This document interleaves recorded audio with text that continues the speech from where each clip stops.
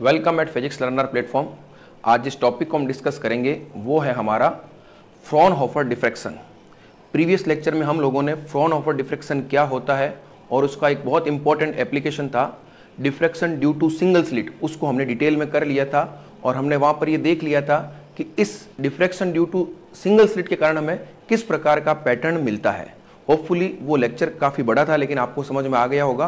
अगर नहीं समझ में आया है तो उसको आप एक बार दो बार अच्छे से देखिए और उसको एक एक चीज़ को नोट कीजिए, क्योंकि आगे के जो भी टॉपिक्स हम पढ़ेंगे, चाहे वो डबल स्लिट हो चाहे एन स्लिट हो, उन सभी में ये जो सिंगल स्लिट के रिजल्ट्स होंगे वो हमारे एज इट इज काम आने वाले हैं।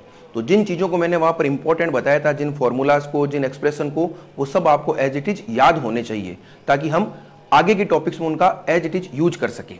तो आज हम जिस टॉपिक को देखेंगे वो होगा हमारा diffraction due to double slit.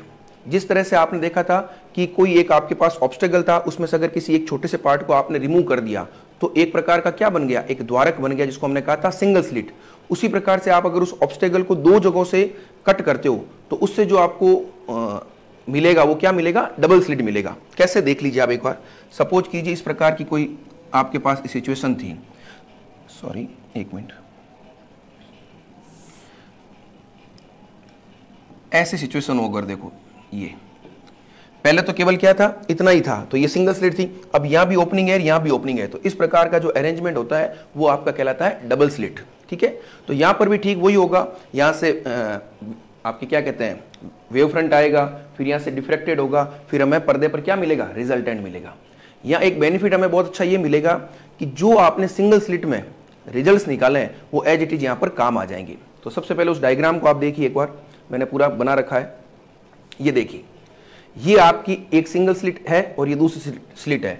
इस स्लिट को मैं नाम ही दे देता हूं, इसको मैं कह देता हूं S1 और इसको कह देता हूं S2। अब इस डायग्राम को आप आराम से देखिए, ये सोर्स है, यहां से आपकी क्या आ रहा है, इंसिडेंट वेव फ्रंट है, यहां टकराएगा, ये डिफ्रैक्टेड वेव फ्रंट है, यहां पर ये पर्दा है। लेंस हमने क्यों लगाया आपको पता है, क्योंकि फ्रॉनहोफर डिफ्रैक्शन में हम जानते हैं कि सोर्स की डिफ्रैक्टिंग एलिमेंट से और स्क्रीन की डिफ्रैक्टिंग एलिमेंट से जो डिस्टेंस होती है वो इनफाइनाइट यानी अनंत होती है, बहुत ज्यादा दूरी पर स्थित होते हैं। इसलिए इन वेव्स को कन्वर्ज करने के लिए हम लोग क्या लगाते हैं, लेंस लगाते हैं। अब थोड़ा सा डायग्राम में देखिए आप, ये आपको देखो स्लिट दिखाई दे रही है, यहां से लेकर के यहां तक स्लिट है, इस स्लिट की चौड़ाई d है, ये भी यहां से लेकर के यहां तक एक स्लिट है, इसकी चौड़ाई भी d है, दोनों सेम चौड़ाई की है।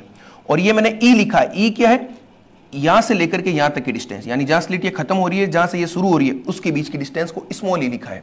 तो अगर मैं इस स्लिट के सेंटर से इस स्लिट के सेंटर के बीच की डिस्टेंस चाहता हूं, आप देखिए पॉइंट को देखिए, ये इस स्लिट का सेंटर, ये इस स्लिट का सेंटर, तो सेंटर टू सेंटर जो डिस्टेंस होगी वो कितनी हो जाएगी, देखिए ये d/2, ये d/2 और ये e, तो e plus d/2 plus d/2, तो वो हो जाएगी e प्लस d।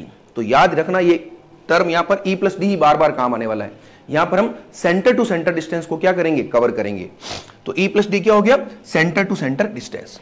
तो ये आपके पूरा डायग्राम है, इसको आपको बहुत अच्छे से बनाना है। ये डायग्राम बनने का मतलब हो गया कि आपने डबल स्लिट के जो भी आपका सिस्टम है उसको अच्छे से समझ लिया है।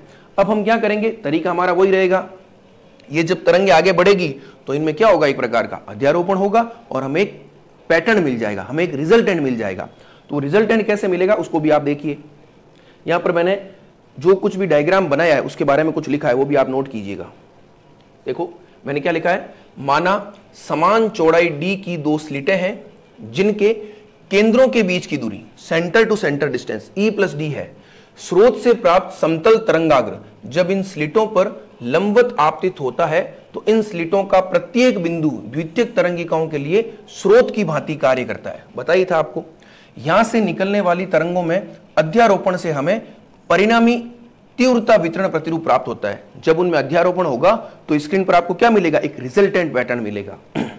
और ये परिणामी प्रतिरूप, अब ये लाइन इंपॉर्टेंट है, इसको आप देखिएगा ध्यान से। ये परिणामी प्रतिरूप एकल स्लिट से प्राप्त विवर्तन प्रतिरूप तथा e प्लस d दूरी पर स्थित दो बिंदु स्रोतों से प्राप्त तरंगों के व्यतिगन प्रतिरूप का परिणामी होता है। इस लाइन को आप समझिए, यही एक ऐसी लाइन है जो इस टॉपिक में ट्विस्टिंग है, ठीक है ना, इसी को आपको समझना है।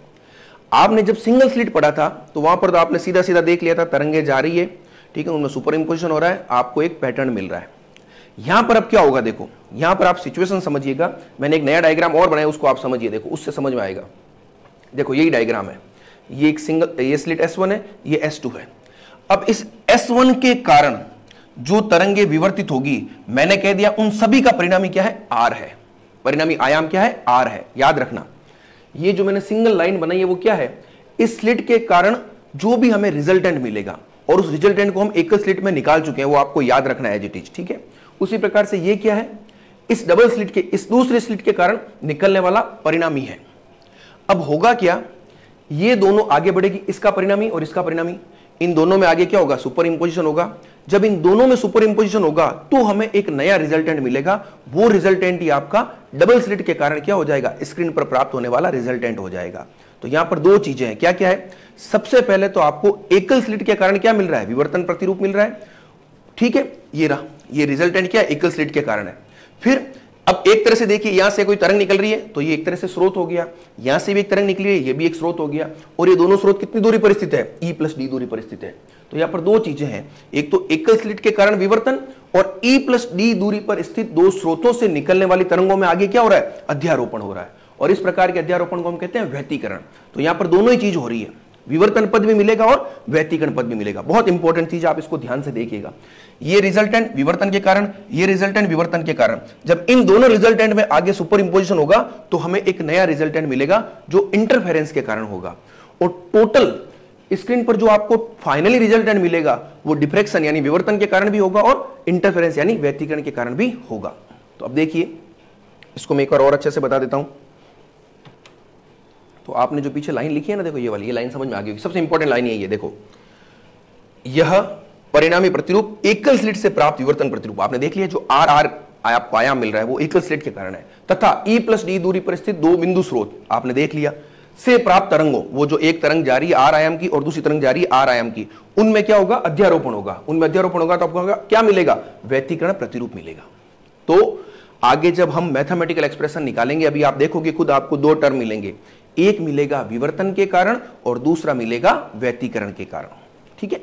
अब देखिए आगे इसको, अब यहां पर आपको पता है इन तरंगों में आपको अगर निकालना हो क्या, पाथ डिफरेंस, तो यही तरीका होता है। और ये डिस्टेंस E + D, तो आप सीधा सीधा जान सकते हो ये पाथ डिफरेंस कितना हो जाएगा, E + D sin θ, ये बिल्कुल बेसिक चीज है। तो इन तरंगों में आपको अगर पथांतर लिखना हो तो आप कैसे लिखोगे, डेल्टा = E + D sin θ, ठीक है। और मुझे अगर कलांतर लिखना हो तो कलांतर होता है φ = 2π/λ × डेल्टा, तो वो हो जाएगा φ = 2π/λ E + D sin θ। ये भी आपको ध्यान रखना है। तो इन दोनों तरंगों में कलांतर कितना हो गया, ये हो गया। इन तरंगों का आयाम r है, इसका भी r है, और ये r का मान आपको याद रहना चाहिए। अगर याद नहीं है तो आप ध्यान रखिएगा, हमने r निकाला था, अगर आपको याद हो तो आप सोचिए, r जो हमने निकाला था एकल स्लिट के कारण वो क्या था, a sin α/α था। आगे मैं काम में लूंगा, इसको याद रखना।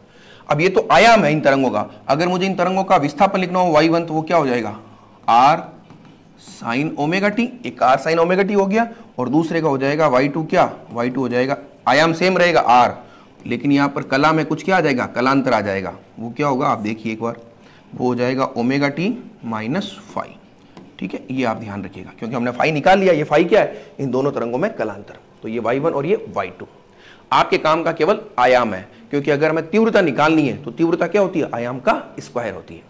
तो अब आप इस डायग्राम को समझ गए, ये दो तरंगे एकल स्लिट से विवर्तन से प्राप्त हो रही है, जब इनमें अध्यारोपण होगा तो आपको रिजल्टेंट मिलेगा। तो इन तरंगों में अध्यारोपण यानी एक तरंग का आयाम r है, दूसरी का भी r है, उनके बीच में कलांतर φ है, तो उसके रिजल्टेंट को हम कैसे लिख सकते हैं, आप लोग फॉर्मूला जानते हो। आपके पास मान लो कोई a और b दो वेक्टर हैं, उनके बीच में एंगल थीटा है, तो आप उसका रिजल्टेंट कैसे लिखते हो, √a² + b² + 2ab cos θ। ठीक उसी प्रकार से भी इन दोनों का रिजल्टेंट हम यहां पर लिखने वाले हैं। तो आप देख लीजिए, मैंने यहां लिखा है, इस स्थिति में परिणामी प्रतिरूप S1 व S2 स्लिटों से निकलने वाली तरंगों में अध्यारोपण से प्राप्त होता है। यदि एकल स्लिट से निकलने वाली तरंग का आयाम r हो तो परिणामी आयाम निम्न होगा। यहां पर मैं परिणामी आयाम लिख रहा हूं, देखो परिणामी आयाम को मैं कह रहा हूं r'², वो क्या हो जाएगा, क्योंकि मैंने r' ही कर दिया तो अब यहां पर मुझे अंडर लगाने की आवश्यकता नहीं है, तो वो हो जाएगा r² + r² + 2r × r यानी r², और यहां हो जाएगा आपका cos φ, ठीक है। तो इसको थोड़ा देखो सिंप्लीफाई करते हैं, तो ये 2r² तो आ गया कॉमन, ये हो गया 1 + cos φ, और जब आप 1 + cos φ को 1 को एलिमिनेट करोगे और प्लस है तो वो हो जाएगा 2 cos स्क्वायर या cos 5/2, ये ध्यान रखना, cos स्क्वायर 5/2। तो ये हो गया, देखो 2 तो यहां से आ जाएगा, तो ये हो गया 4r स्क्वायर। एक बार चलो मैं लिख ही देता हूं, कंफ्यूजन नहीं हो। ये 2r स्क्वायर तो एज इट इज, जब 1 को एलिमिनेट करोगे तो ये हो जाएगा 2 cos स्क्वायर 5/2। तो यहां से हो गया 4r स्क्वायर cos स्क्वायर 5/2। ये किसका मान आ गया? r डैश स्क्वायर का मान आ गया। और r डैश स्क्वायर क्या है? जो दो तरंगे एकल स्लिट से निकली है उनमें अध्यारोपण से प्राप्त जो आपका परिणामी है उसका आयाम है। तो एक तरह से आपको यही आयाम जो होगा वो आपको पर्दे पर क्या देगा? रिजल्टेंट इंटेंसिटी देगा। ठीक है, क्योंकि ये r तो हमें एकल विवर्तन से प्राप्त हो गया और ये r डैश क्या हो गया? ये r डैश आपको अध्यारोपण से प्राप्त हो गया। तो आप यहां पर एक चीज ये भी नोट कर लीजिए, ये तो आपने देख ही लिया। अब जहां यहां पर आपको पता होना चाहिए कि कैपिटल R क्या है? कैपिटल R क्या है? एकल स्लिट से प्राप्त जो आपको रिजल्टेंट है उसका परिणामी, और उसका मान आप जानते हो, आपको एज इट इज याद रखना है, A sin alpha upon alpha, ये आप जानते हो। ठीक है, तो ये भी आपको ध्यान रखना है। ये दो चीजें आपने इंपॉर्टेंट नोट कर ली। अब जब मैं इसको यहां पर लिखूंगा तो मेरे पास देखो r डैश स्क्वायर क्या आ जाएगा? वो आ जाएगा 4a square sine square alpha upon alpha square और cos स्क्वायर 5/2। यहां पर ठीक वैसे ही जो 5/2 है उसको मैं मान लूंगा क्या? बीटा। जैसे मैंने वहां अल्फा माना था, वहां भी बीटा आप मानोगे, ये अल्फा माना था, उसी प्रकार से यहां पर आपने क्या मान लिया? बीटा मान लिया। तो बीटा जैसे ही मान लिया तो मुझे एक चीज बताओ पहले, बीटा का मान क्या हो जाएगा? आपने अभी थोड़ी देर पहले फाई का मान लिखा है, क्या लिखा है? देखो पीछे देखो, फाई का मान लिखा है 2 pi upon lambda e plus D sine theta. याद रखना ये बीटा हमेशा काम आएगा, अल्फा बीटा के मान आपको एज इट इज याद रहने चाहिए। तो जैसे ही आप रखोगे तो 2 से 2 कैंसिल हो जाएगा, तो ये हो गया pi upon lambda e plus D sine theta. तो ये बीटा भी आपको याद रखना है। ठीक है, और तो फिर आपके पास देखो अब r डैश स्क्वायर क्या हो गया? r डैश स्क्वायर हो गया 4a square sine square alpha square cos square beta. ये है आपके डबल स्लिट के कारण पर्दे पर प्राप्त जो परिणामी होगा उसके आयाम का स्क्वायर। अल्फा का मान भी लिख दीजिए। अल्फा क्या था आपका? अल्फा क्या होता है? अल्फा था pi upon lambda D sine theta. वहां पर ई प्लस डी नहीं था, ये ध्यान रखना। तो ये आपको इस तरह से चीजों को नोट करना पड़ेगा, बहुत सिंपल है। अगर आपने इसके बेसिक्स को समझ लिया, बस सिंपल सा ध्यान रखना, एक स्लिट के कारण परिणामी, उनमें आपस में हो रहा है अध्यारोपण। तो ये आपके हो गया। अब आगे जो भी आप काम करोगे, चाहे निम्निष्ठ निकालना हो चाहे उच्चिष्ठ निकालना हो, वो सब इस एक्सप्रेशन के आधार पर निकालोगे। अब इस एक्सप्रेशन को जब आप देखते हो तो आपको दो तरह के पद नजर आ रहे हैं। एक तो देखो ये पद नजर आ रहा है और एक ये अलग से पद नजर आ रहा है। आप सोचिए ये वाला जो पद है, ये पद क्यों आया? ये पद आया आर के कारण। और आर क्या है? आर है एकल स्लिट के कारण विवर्तन पद। तो इसको तो मैं क्या कहूंगा? विवर्तन पद। और ये कोस स्क्वायर बीटा क्यों आया? ये कोस स्क्वायर बीटा इसलिए आया कि दो तरंगे जब आगे बढ़ रही है, उनमें जिनका आयाम कैपिटल आर है, उनमें जब अध्यारोपण हो रहा है, यानी एक तरह से व्यतिकरण हो रहा है, तो उसके कारण ये पद आया है। तो ये वाला पद तो हो जाएगा आपका व्यतिकरण पद और ये वाला पद हो जाएगा विवर्तन पद। तो अगर मुझे, ये तो मैंने आर डैश लिखा, अब सपोज करो जो आपका स्क्रीन था, उस स्क्रीन के बिंदु P पर आपको परिणामी तीव्रता लिखनी हो, तीव्रता तो सिंपल सा क्या हो जाएगा? आर डैश स्क्वायर हो जाएगा। तो पहले मैं एक लाइन ये भी लिख देता हूं, आप यहां नोट कर लीजिए। पर्दे के बिंदु P पर परिणामी तीव्रता वो सिंपली क्या हो जाएगी मुझे बताओ? वो हो जाएगी IP और वो हो जाएगी R डैश स्क्वायर, तो वो हो गई 4a square sine square alpha upon alpha square कोस स्क्वायर बीटा। तो ये आपके पास आ गई परिणामी तीव्रता। अब सारा काम इसको आपको यहीं से आगे लेना है। और इस तीव्रता में दो पद है, मैंने बता दी, आगे मैं लिखूंगा अभी क्या है। तो ये आपको चीज समझ में आ गई। डायग्राम जो आपने सेकंड डायग्राम बनाया उसको बार बार दिमाग में रखिए। बस दो पद, विवर्तन और व्यतिकरण। विवर्तन तो एकल स्लिट के कारण और व्यतिकरण एकल स्लिट के परिणामी में अध्यारोपण के कारण। ठीक है, तो आगे देखिए मैंने यही लिखा है। मैंने क्या लिखा? स्पष्ट है कि बिंदु P पर परिणामी तीव्रता दो पदों का गुणनफल है। पहला पद तो क्या है? प्रथम पद d चौड़ाई की एकल स्लिट के कारण प्राप्त विवर्तन प्रतिरूप है, देख लीजिए। ठीक है, और द्वितीय पद E प्लस डी दूरी पर स्थित दो बिंदु स्रोतों से प्राप्त व्यतिकरण प्रतिरूप है। ये सब कुछ मैं आपको बता चुका हूं। ठीक है, विवर्तन पद एकल स्लिट के कारण, व्यतिकरण पद E प्लस डी दूरी पर स्थित दो बिंदु स्रोतों में अध्यारोपण के कारण। तो ये देखो मैंने यही लिखा है वापस, ये जो पूरा पद है वो एकल स्लिट के कारण विवर्तन पद है और ये जो पद है वो व्यतिकरण पद है। अब आपका काम बहुत आसान हो गया। थ्योरेटिकली एस्पेक्ट तो आपने पूरा का पूरा समझ लिया, क्योंकि जब भी आप चाहे इंटरफेरेंस पढ़ो चाहे डिफ्रैक्शन पढ़ो, आपको स्क्रीन पर जो भी आपको मिल रहा है कुछ भी, उसके लिए आपको रिजल्टेंट इंटेंसिटी को लिखना होता है। तो रिजल्टेंट इंटेंसिटी हमने लिख दी। अब आगे पैटर्न में आपको कहां डार्क स्पॉट मिलेगा, कहां ब्राइट मिलेगा, यानी कहां उच्चिष्ट मिलेगा, कहां निम्निष्ट मिलेगा, वो सारा का सारा आप इसके आधार पर निकाल सकते हो। कभी आप मिनिमा की कंडीशन अप्लाई करोगे, कभी आप मैक्सिमा की कंडीशन अप्लाई करोगे। लेकिन यहां पर अब दो पद है, एक विवर्तन पद भी है और एक व्यतिकरण पद भी है, तो आपको इन दोनों पदों के लिए अलग अलग उच्चिष्ट और निम्निष्ट निकालने होंगे। जब आप इन दोनों पदों के लिए अलग अलग उच्चिष्ट और निम्निष्ट निकालोगे तो जो आपको फाइनल पैटर्न मिलेगा, जो डायग्राम आपने लास्ट टाइम देखा था, ठीक है ना, इंटेंसिटी पहले ज्यादा थी सेंट्रल की, फिर धीरे धीरे कम हो रही थी, बीच का डिफरेंस भी असमरूप था, उसी प्रकार का पैटर्न आपको तब मिलेगा जब आप इन दोनों के लिए मैक्सिमा मिनिमा की कंडीशन को फाइंड करोगे। तो अगला काम हमारा क्या है, इन दोनों पदों के लिए अलग अलग हम क्या करने वाले हैं, मैक्सिमास और मिनिमास की कंडीशन को फाइंड करने वाले हैं, जो मैंने यहां पर लिख भी दिया डायरेक्ट, आप उसको नोट कर लीजिए, मैं उसको समझा भी देता हूं। तो देखिए आप एक बार उसको, तो अगर मुझे अलग अलग पदों के हिसाब से लिखना है तो मैंने यहां पर देखो नोट किया है, मैंने सबसे पहले लिखा है विवर्तन पद। तो विवर्तन पद के कारण आपको क्या क्या मिले थे, हमने देखा था, हमें केंद्रीय उच्चिष्ट मिला था, हमें निम्निष्ट मिले थे और हमें अन्य उच्चिष्ट मिले थे। वहां पर आपने देखा होगा केंद्रीय उच्चिष्ट आपको कहां पर मिला था, सीधा सीधा ध्यान रखना है, केंद्रीय उच्चिष्ट आपको मिला था अल्फा इक्वल टू 0 पर, अगर आपको याद हो तो केंद्रीय उच्चिष्ट मिला था अल्फा इक्वल टू 0। और जो निम्निष्ट थे वो कहां मिल रहे थे, अल्फा इक्वल टू n पाई पर मिल रहे थे। तो अल्फा का मान मेरा क्या है, pi upon lambda D sine theta, यहां पर मैंने n लिखा था, n का मतलब हो गया 1 2 3, यानी first order minima, second order, third order, इस प्रकार से। तो ये हो गया मेरा n पाई, तो पाई से पाई कैंसिल, तो यहां से मेरे पास थीटा n क्या आ गया, थीटा n आ गया sine inverse pi upon pi, sorry पाई नहीं, पाई से पाई तो कैंसिल हो गया, n लैम्बडा अपॉन डी। तो याद रखना इस कंडीशन को, सब याद ही है आपको। ये आपके यहां पर क्या मिलेंगे, यहां पर मिलेंगे विवर्तन निम्निष्ट, यहां पर मिलेगा विवर्तन उच्चिष्ट, मैक्स सेंट्रल उच्चिष्ट।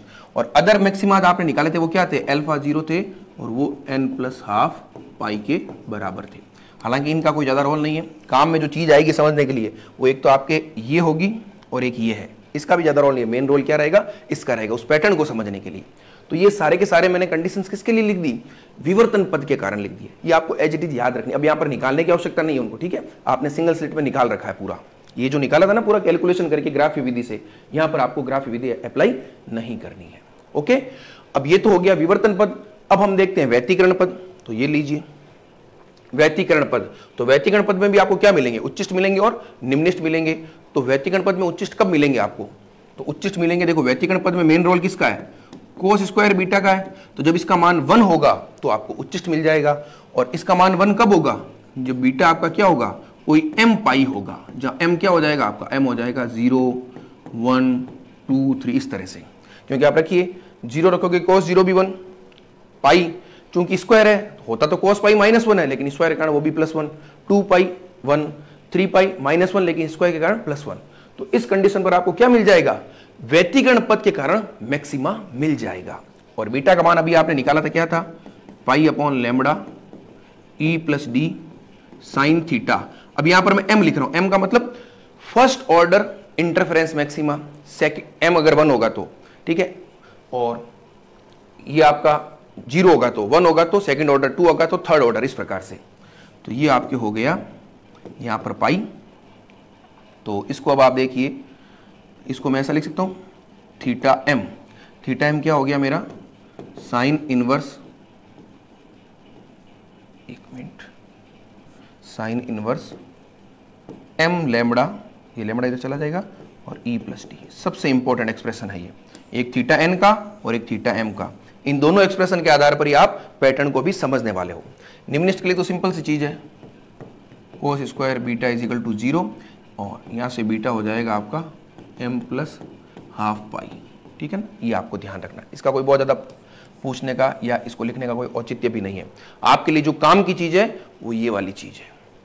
अब आपके पास देखो क्या क्या कंडीशंस आ गई, विवर्तन पद के कारण मैक्सिमा मिनिमा अदर मैक्सिमाज आ गए, व्यतिकरण पद के कारण भी मैक्सिमाज और मिनिमाज आ गए। अब जब आप इन सबको ड्रॉ करोगे, इसको भी ड्रॉ करोगे, व्यतिकरण पद को भी पूरा, विवर्तन पद का भी आप डायग्राम बनाओगे, तो जो रिजल्टेंट होगा वो इन दोनों का क्या होगा, मिक्सचर होगा। वो मिक्सचर कैसा होगा उसको समझने के लिए यहां पर आपको एक चीज मैं नोट कर रहा हूं, उसको आप ध्यान से देखिएगा। वो अगर चीज आपने ढंग से समझ ली तो इस टॉपिक में फिर आपको कोई प्रॉब्लम अब आने वाली नहीं है। तो अब देखिए इनको हम मिक्स करके समझते क्या है। यहां पर मैंने कुछ लिखा है, देखो मैंने यहां पर लिखा है व्यतिकरण उच्चिष्ट और यहां पर लिखा है विवर्तन निम्निष्ठ। बहुत इंपॉर्टेंट चीज है, बस यही चीज है जो पैटर्न को समझाने में आपके लिए लाभदायक होगी। व्यतिकरण उच्चिष्ट कहां मिला आपको, हमने अभी थोड़ी देर निकाला था, sine theta m equal to m lambda upon e plus d, ये हम जानते हैं, ठीक है। ये आपने लिखा था, अभी आपने इस तरह से लिखा था, थीटा एम करके लिखा था आपने, sine square m lambda e plus d, ऐसे ही लिखा था आपने।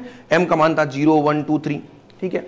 विवर्तन निम्निष्ठ आपने इसी तरह से लिखा था, आपने लिखा था theta n equal to sine inverse n lambda upon d, ठीक है। जहां पर n का मान क्या था 1 2 3 4, 1 का मतलब प्रथम विवर्तन निम्निष्ठ, 2 का मतलब सेकंड विवर्तन निम्निष्ठ, 3 का मतलब थर्ड विवर्तन निम्निष्ठ। उसी प्रकार से m इजिकल टू जब 0 की बात कर रहे हैं तो आपको मिलेगा मुख्य उच्चिष्ट, किसके कारण, व्यतिकरण के कारण। m इजिकल टू 1 की बात करेंगे तो क्या मिलेगा, जो मुख्य उच्चिष्ट था उसके पश्चात प्रथम उच्चिष्ट। तो मैंने यही लिखा है, देखो केंद्रीय उच्चिष्ट, ये केंद्रीय उच्चिष्ट किसके कारण है, व्यतिकरण के कारण। केंद्रीय उच्चिष्ट के पश्चात प्रथम व्यतिकरण उच्चिष्ट आपको कहां मिलेगा, m इजिकल टू 1 पर मिलेगा। ध्यान रखना, ये m इजिकल टू 1 पर क्या है, सेंट्रल मैक्सिमा मान लो मिल गया, उसके बाद आपको ये तो पता है मैक्सिमा के बाद मिनिमा, फिर मैक्सिमा, फिर मिनिमा, तो सेंट्रल मैक्सिमा, उसके बाद एक मिनिमा, वो किसका, व्यतिकरण का, फिर जो मैक्सिमा मिलेगा व्यतिकरण के कारण वो ये है m इजिकल टू 1। तो m इजिकल टू जब 1 रखता हूं तो थीटा m इजिकल टू 1 मेरे पास क्या आ जाएगा, साइन इनवर्स m का मान 1 रखोगे तो lambda upon e plus D. उसी प्रकार से प्रथम विवर्तन निम्निष्ठ लिखता हूं n इजिकल टू 1, तो वो ये आ जाएगा theta n equal to sine inverse lambda upon d. अब इन दोनों को आप आराम से देखिए एक बार और मुझे ये बताइए कि कौन से एंगल का मान बड़ा होगा। आपको ये पता है साइन की एक खासियत होती है कि साइन में जैसे जैसे एंगल का मान बढ़ता है, मतलब जो भी राशि का मान बढ़ता है तो वैसे वैसे एंगल का मान बढ़ता है। जैसे साइन 0 का मान देखिए, साइन 15 का मान, साइन 20 का मान, साइन 25, तो जैसे जैसे थीटा का मान बढ़ रहा है वैसे वैसे साइन का मान भी बढ़ रहा है, क्योंकि साइन हमेशा 0 से 1 तक चल रहा है। तो उसी प्रकार से थीटा बढ़ेगा तो उस साइन का मान बढ़ जाएगा, और अगर मान कम है तो थीटा भी कम है। तो यहां पर देखो पैटर्न सेम है, sign inverse lambda upon e plus D, यहां पर भी है sign inverse lambda upon D. तो लैम्डा तो सेम है, क्योंकि आपने जो भी तरंग अगर काम में लिया है उसकी तरंग दैर्ध्य तो फिक्स है। तो यहां पर तो आप e प्लस डी से डिवाइड कर रहे हो, यहां पर केवल d से डिवाइड कर रहे हो, तो e प्लस डी आपका d से बड़ा है। तो आप जब बड़ी राशि का भाग देते हो तो साइन इनवर्स के अंदर जो राशि बनेगी वो क्या होगी, इसकी तुलना में यहां पर कम होगी। जब राशि कम है तो उसके एंगल का मान भी क्या होगा, कम होगा। ये हम जानते हैं साइन के लिए, कॉस के लिए उल्टा होता है, लेकिन साइन के लिए हम जानते हैं अगर एंगल कम है तो राशि का मान कम, और राशि का मान कम है तो एंगल भी कम होगा। तो यहां पर देखो अगर इन दोनों को आप अच्छे से देखते हो तो इन दोनों के आधार पर क्या मैं ऐसा लिख सकता हूं, sine theta n equal to 1 is greater than theta m equal to 1। सबसे इंपॉर्टेंट चीज है, इसको ही समझना जरूरी है, तभी आपको पैटर्न समझ में आएगा। यानी n इजिकल टू 1 वाला जो एंगल है ये, और m इजिकल टू 1 वाला एंगल है ये, उसकी तुलना में ये बड़ा होगा कि नहीं होगा। क्यों, क्योंकि आपने छोटी संख्या का भाग लगाया है तो वो मान इसकी तुलना में बड़ा है। अगर मान बड़ा है तो थीटा बड़ा, मान छोटा है तो थीटा छोटा। तो ये चीज पता चल गई। अब ये तो आपको पता चल गई, इसका फिजिकल इंटरप्रिटेशन आप कैसे करोगे वो समझिए। यहां पर क्या है, n इजिकल टू 1 क्या है, प्रथम विवर्तन निम्निष्ठ, m इजिकल टू 1 क्या है, केंद्रीय उच्चिष्ट के पश्चात प्रथम व्यतिकरण उच्चिष्ट।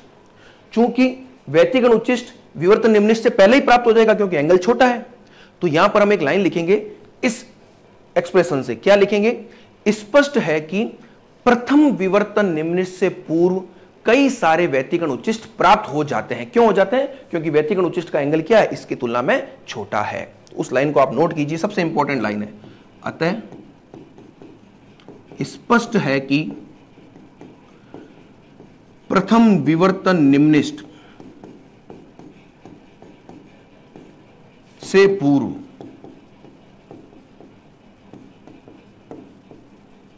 कई सारे, अब वो 2 3 4 कितने भी हो सकते हैं, डिपेंड करता है इन एंगल्स के मान कितने हैं, पूर्व कई सारे व्यतिकरण उच्चिष्ट, व्यतिकरण उच्चिष्ट प्राप्त होंगे। सबसे इंपॉर्टेंट एक्सप्रेशन, सबसे इंपॉर्टेंट लाइन उस पैटर्न को समझने के लिए। तो कहने का मतलब है, जब आपने लास्ट टाइम विवर्तन प्रतिरूप बनाया था ना, पहले केंद्रीय विवर्तन के कारण उच्चिष्ट, फिर निम्निष्ट, फिर उच्चिष्ट, इस तरह से। तो आप इसको देखिए, इसको मैं ऐसे बता सकता हूं, आप एक बार इसको देखिए।